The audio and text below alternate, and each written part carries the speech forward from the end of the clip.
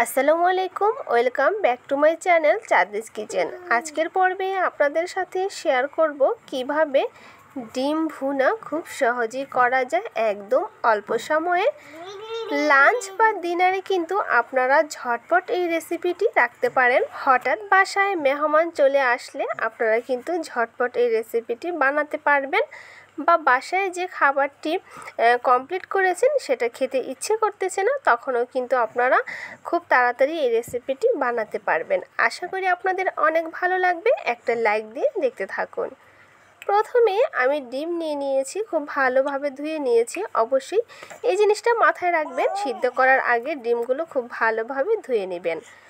আমি এখন সামান্য পরিমাণ লবণ দিয়ে ডিমগুলো সিদ্ধ করে নেব। এইখানে একটা টিপস আছে, সেটা হলো যখন ডিম সিদ্ধ করে নেবেন অবশ্যই ডিমের মধ্যে লবণ দিয়ে সিদ্ধ করবেন। এতে কিন্তু আপনার ডিমের খোসা ছাড়াতে খুব সহজ হবে। অনেক সময় অনেক ডিম টাটকা থাকার কারণে কিন্তু খোসা থেকে ডিম ছাড়াতে অনেক সমস্যা হয়। আপনারা যদি লবণ দিয়ে ডিমগুলো সেদ্ধ করে নেন তাহলে কিন্তু কোনো সমস্যাই হবে না।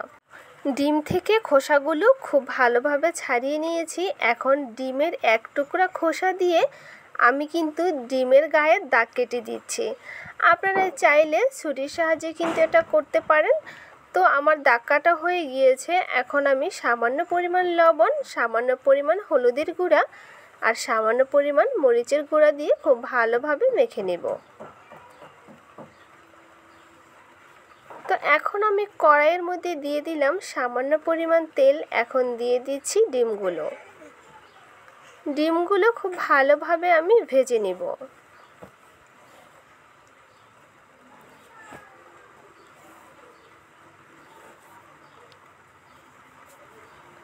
ডিমগুলো আমি উল্টিয়ে পাল্টিয়ে খুব সুন্দর করে ভেজে নিচ্ছি। তোমার ডিম ভাজা হয়ে গিয়েছে, আমি সব তুলে নিলাম। এখন এই ভাজা তেলের মধ্যে সামান্য পরিমাণ তেল দিয়ে দিলাম। এখন দিয়ে দিচ্ছি আস্ত দারুচিনি, এলাচ, একটু ভেজে নিব। এখন আমি দিয়ে দিব 1.5 কাপ পেঁয়াজ কুচি। পেঁয়াজগুলোকে খুব ভালোভাবে ভেজে নেব।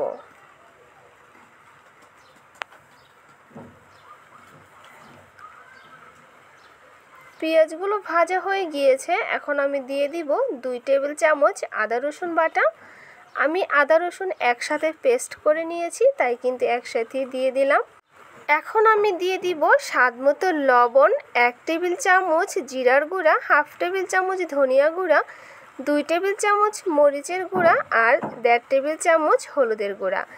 একটু পানি দিয়ে খুব ভালোভাবে মশলাটা কষিয়ে নেব।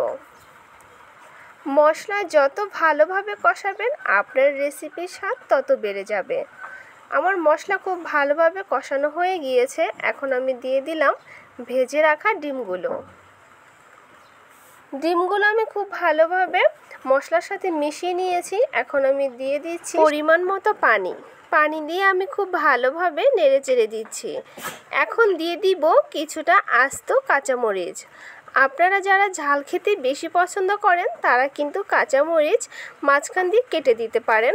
আমার প্রিয় ভাইয়া এবং আপুরা, দিদি এবং দাদারা, আমার ভিডিও যদি আপনাদের ভালো লেগে থাকে তাহলে অবশ্যই লাইক, কমেন্ট, শেয়ার করে দিবেন আর সাবস্ক্রাইব করে আমার ছোট্ট ফ্যামিলির সদস্য হয়ে যাবেন। পাশে থাকা বেল আইকনটি অবশ্যই প্রেস করে দিবেন যাতে আমি ভিডিও ছাড়ার সাথে সাথে নোটিফিকেশন আপনাদের কাছে গিয়ে পৌঁছায়। আমার কথা বা কাজের মধ্যে যদি কোনো ভুল ত্রুটি হয়ে থাকে অবশ্যই আপনারা ক্ষমার দৃষ্টিতে দেখবেন। আমার রেসিপিটা রান্নার প্রায় শেষের দিকে। এখন আমি অ্যাড করলাম সামান্য পরিমাণ গরম মশলার গুঁড়া। গরম মশলার গুঁড়াটা এখন আমি খুব ভালোভাবে মিশিয়ে নিচ্ছি। খুব ভালোভাবে মিশিয়ে নিব এবং কিছুক্ষণ আরও হালকা আঁচে আমি এই ডিমগুলো রান্না করে নিব। যখন পুরোপুরি পানি শুকিয়ে ডিম থেকে তেল বের হয়ে আসবে তখন আমি বুঝে নিব আমার রেসিপিটি কমপ্লিট। তো অবশ্যই দেখতে পাচ্ছেন তেল কিন্তু উপরে ভেসে উঠেছে। তো আমার এই ডিম রান্না কমপ্লিট। এখন পরিবেশন করার পালা।